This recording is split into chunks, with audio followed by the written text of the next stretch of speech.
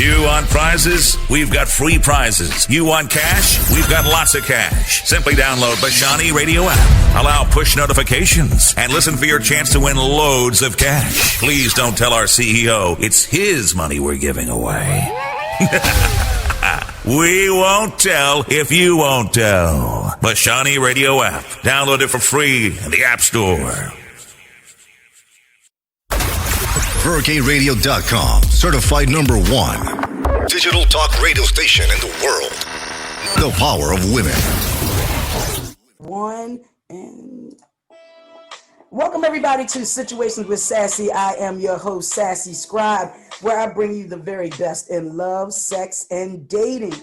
And I want to thank you for continuing to tune in, stream, and download Situations with Sassy here on Verke Radio, New York City, and worldwide on the top 3 podcasting platforms, that is iHeart, iTunes, and Spotify, and any other place that you listen to your podcast. Don't forget, Situations with Sassy can also be heard on our app, that is Bashani Radio. You can download it from the Google Play Store or your iTunes Store. And I am kicking off season 17 with an absolute bang.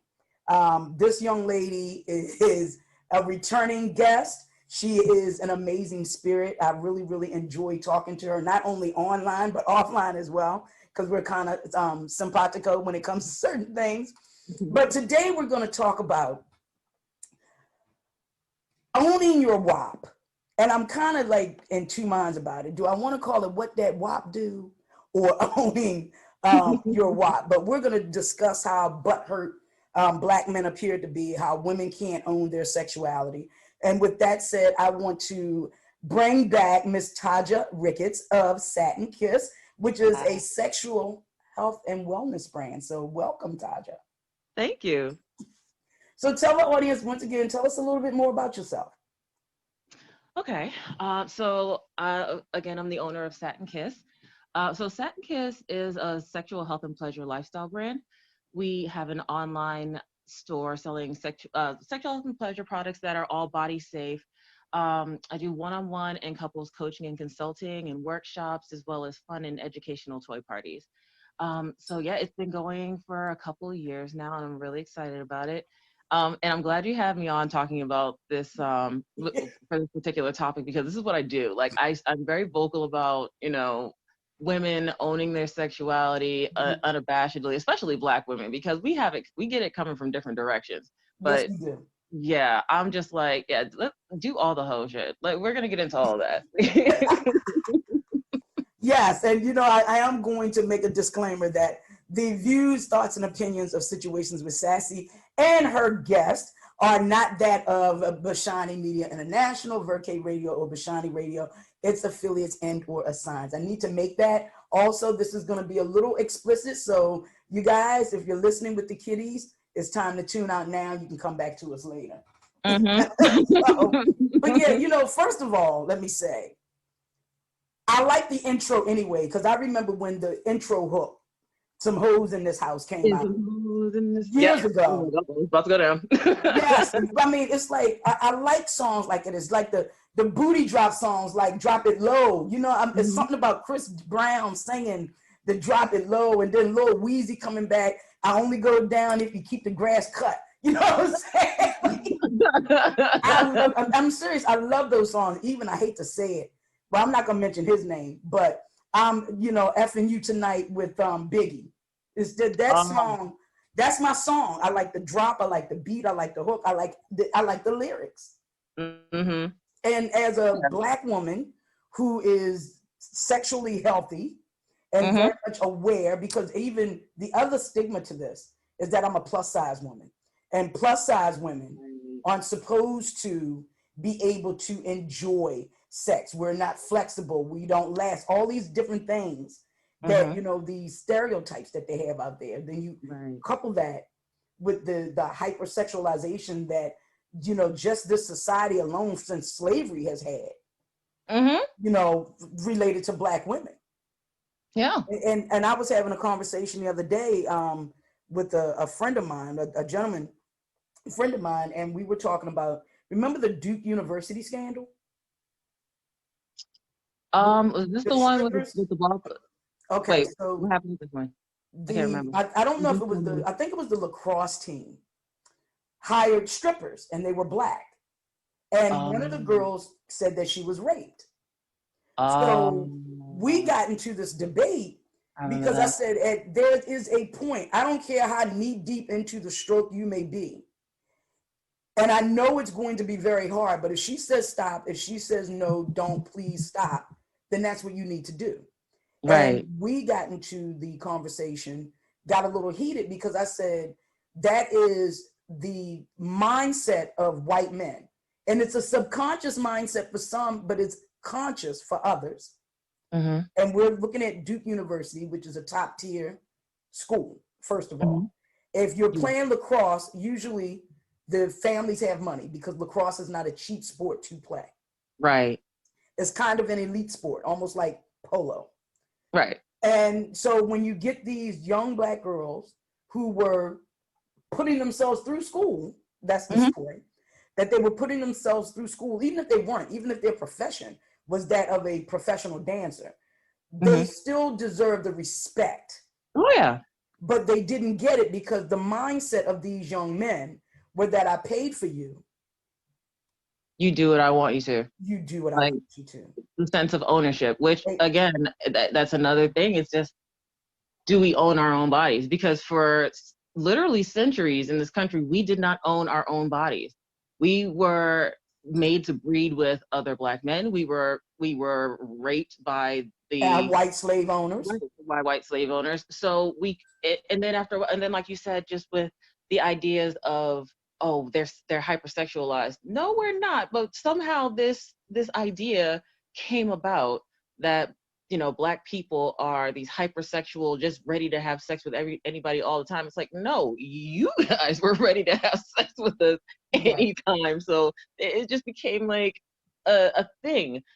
But I think now it's morphed into this struggle of, trying, in any case, like people have tried to control when we have sex, what that means for us, what that looks like for us. Mhm. On one hand, it's like, yes, be hypersexual, be this whore that I can control and Manipulate and do all these control. things and disrespect, but then also be a woman of virtue.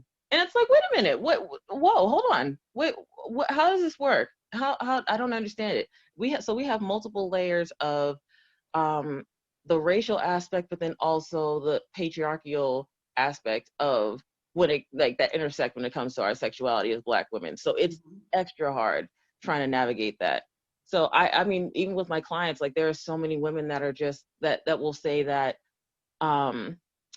they have a hard time accessing that part of themselves where they're allowed to feel free and enjoy Sex.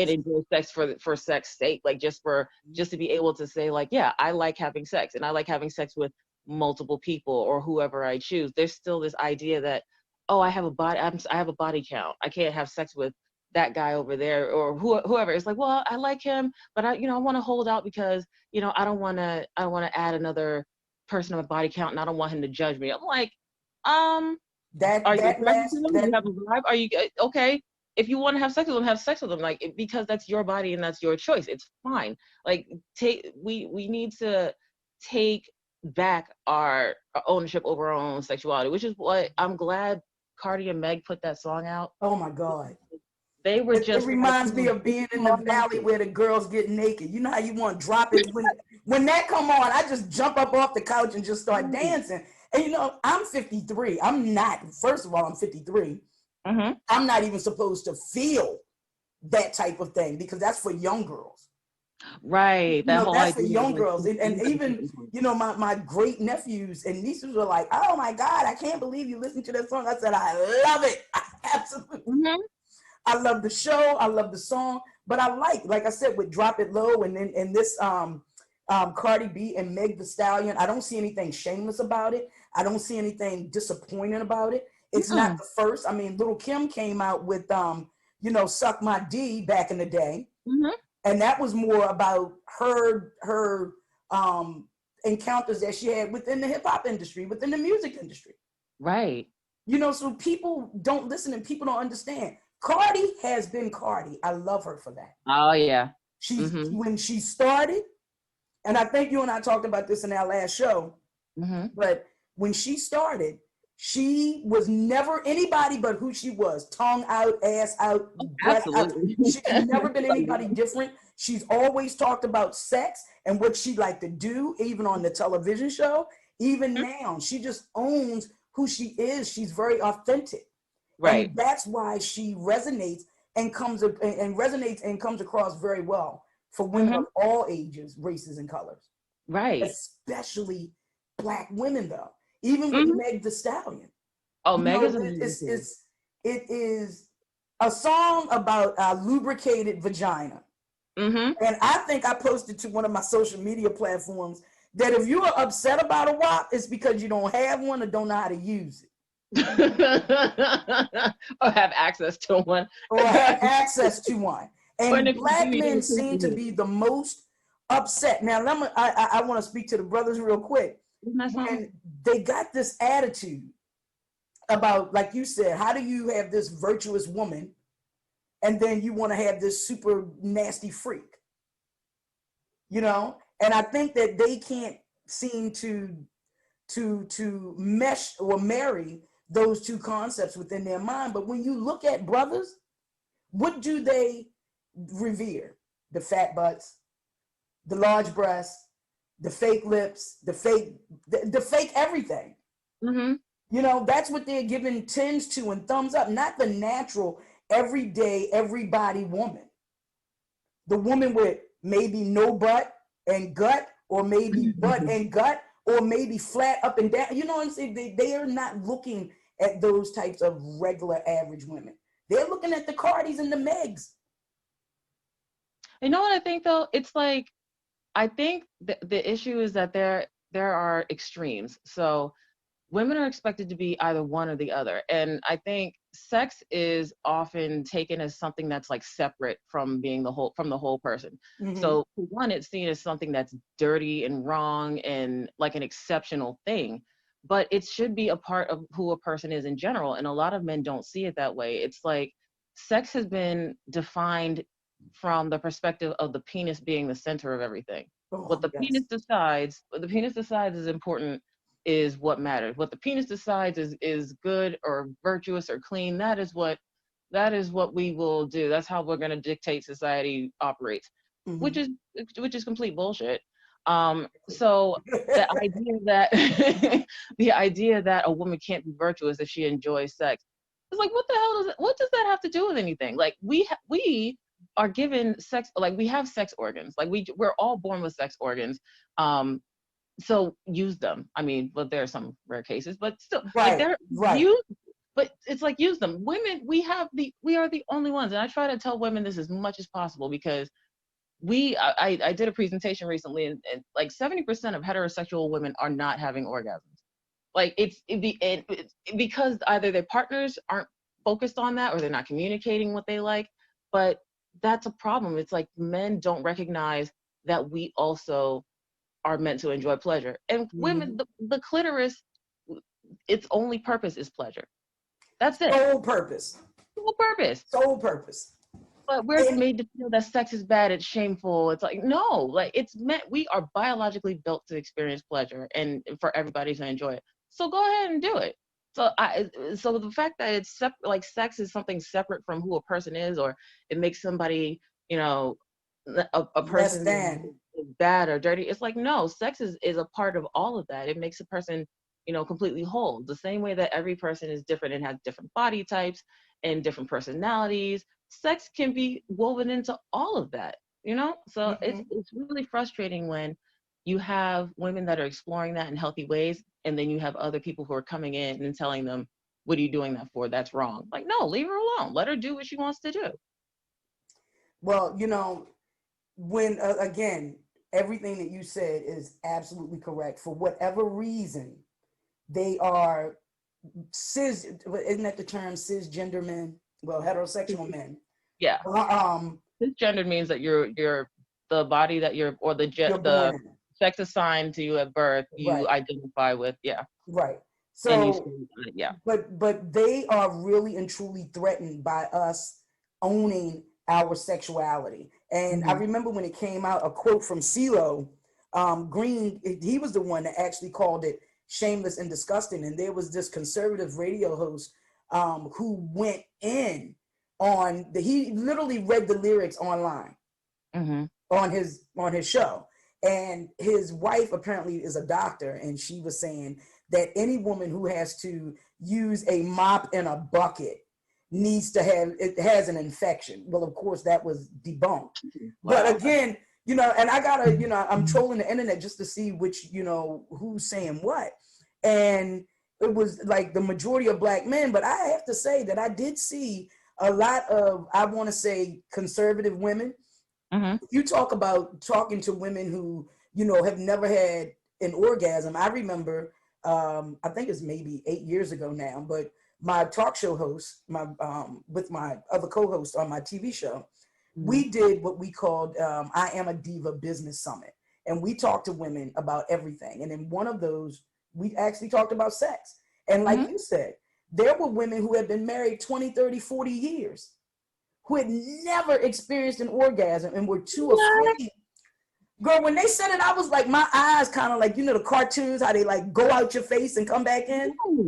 But I did, and when we were talking, I said, when I realized my sisters are older, and they started telling me in my 20s, when I turned 30, when I turned 40, the different things my body would experience and my mindset and all of these different things, and everything they told me was true. And once I actually took my body back and began to own it and not really give a flying F what anyone thought, I totally understood. So seeing these women in their late 30s to late 50s talk about not being sure enough of their own sexuality, not being comfortable talking to their mates for fear of shattering his ego. It's all about his ego. Not the fact that you're laying there for 10, 15, 20, 30 minutes, however long he takes it, he goes his stroke count, but you're too afraid to say anything. And having had lovers who took the time to know my body, that, oh my God. And now I demand that.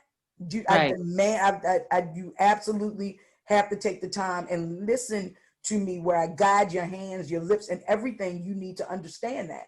But we don't have women that are willing to do that.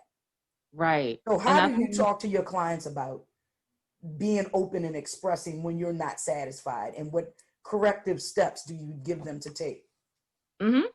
Well, first I tell them to prioritize their sexuality and their pleasure first and foremost, whether they're married or they're single. Like, figure out what it is that you want and figure out.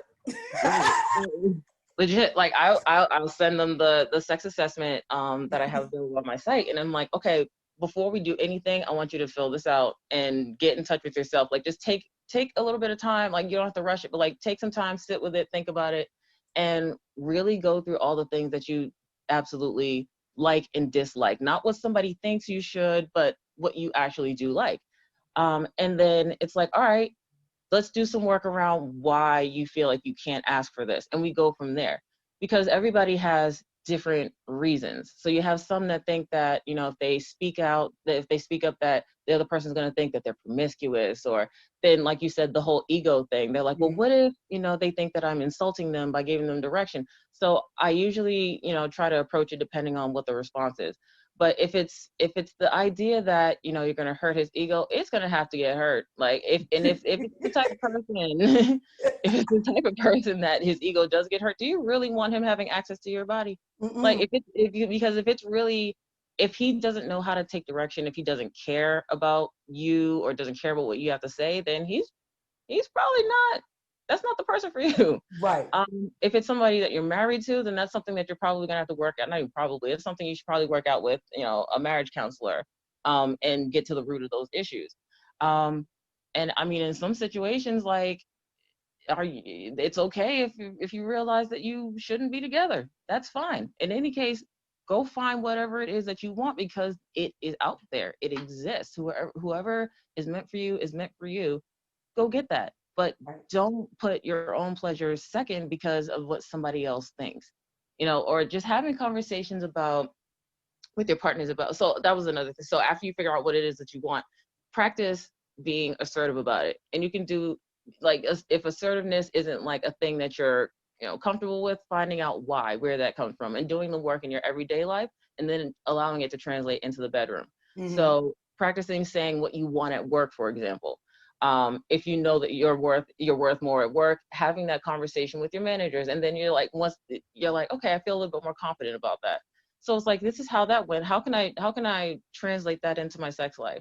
Like telling somebody, like, I know what my worth is, I know what I want, I know what I need. Here's how I can translate that to you, and how I can communicate that with you and feel good about it and not feel threatened by it. Because if you can say that to somebody who's kind of holding your livelihood in their hands, you can definitely say it to somebody who's going to be handling your body, and especially more so, I think, you know, where your body is concerned, that's what you're walking around with every day. That's your lived experience. Like, you only get one body. You can get another job, but being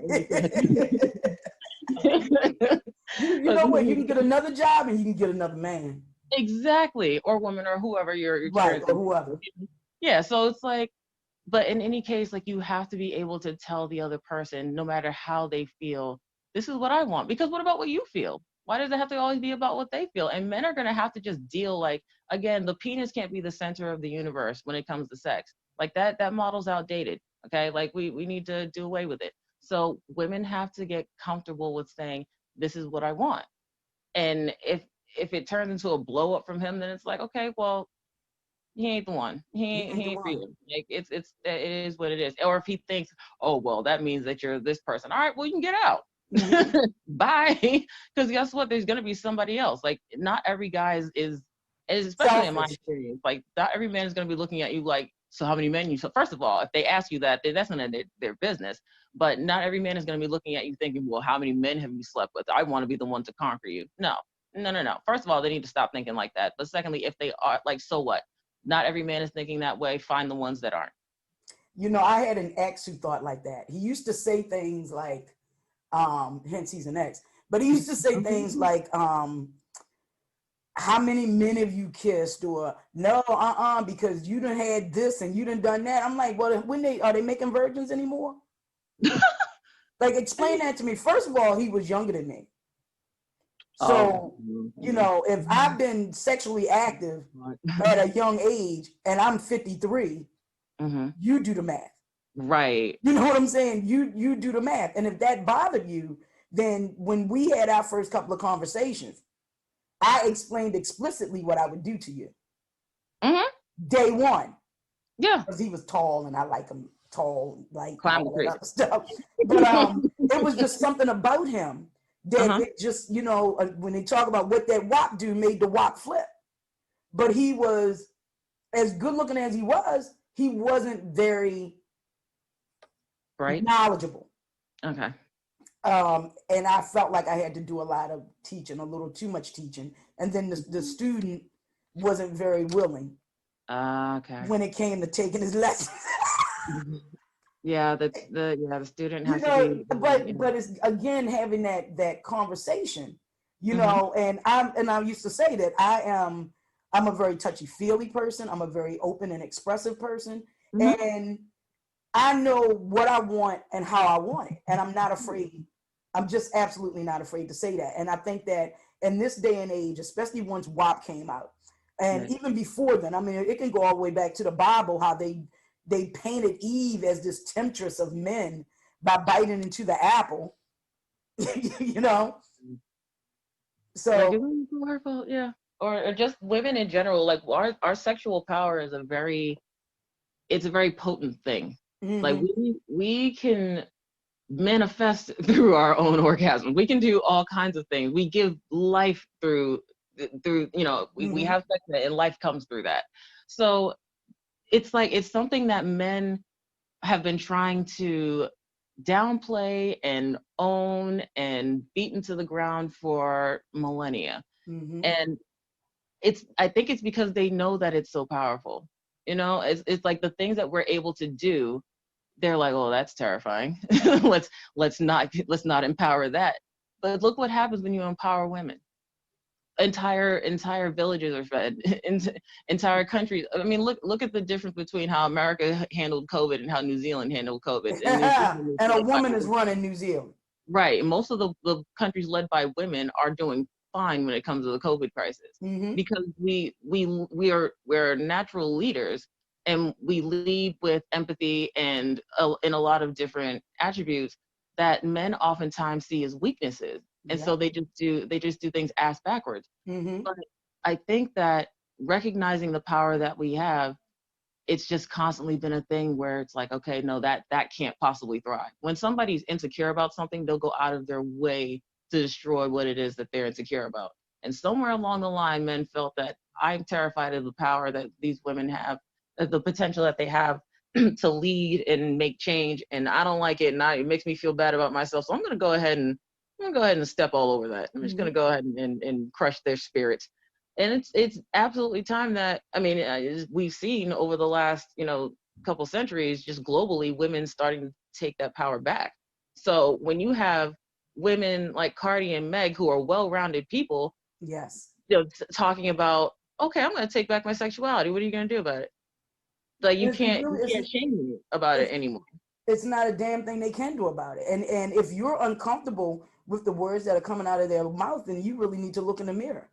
Every single word of that song I love. Every single word of that song. I'm like, every time I hear it, I'm like, yes, girls, speak it. Right.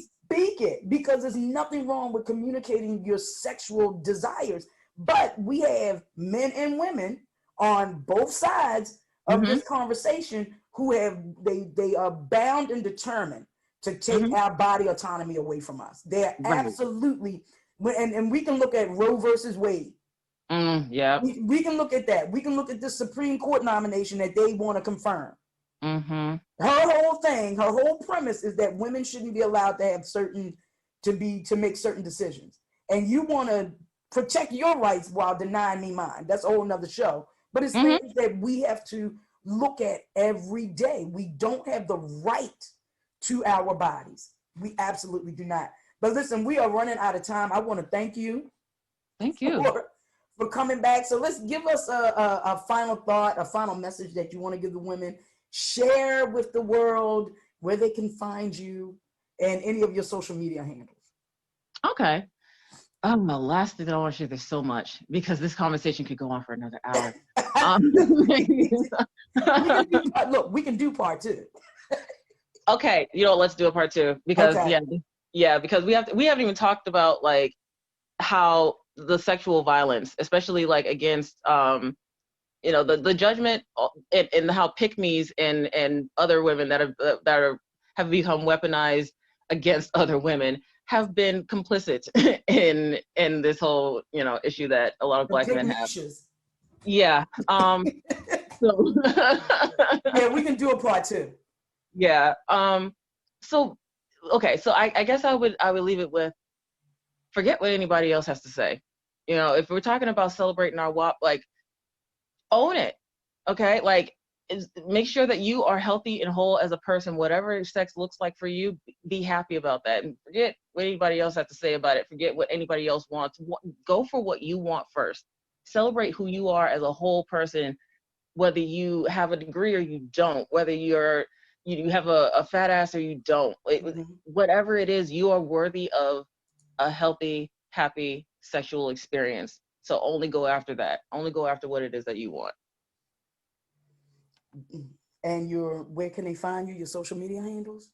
Oh, yes. Websites? The website, yes. The website is SatinKiss.me. You could also, and it's all, the social media handle for Instagram is the same thing. So at SatinKiss.me. Twitter, SatinKissMe, and also on Facebook, SatinKiss. And again, you are a sexual wellness and health pleasure coach. So yeah, I call myself a pleasure curator. Pleasure curator. Yes. Also, so there's a YouTube channel now. So I recently did a series on anal sex 101. So talking about like dispelling some myths and talking about like getting prepared and the anatomy of everything and hygiene and the proper toys and using the proper lube and all that other stuff. So it's like a full 101 covering all the things. So I'm going to be putting out a lot more content in the future. So that's another place to access Satin Kiss and all the really cool things we have going on. Well, listen, that is it for this edition of Situations with Sassy. I want to thank you once again, Taja, for coming on and sharing your jewels of wisdom. And we would definitely have you back.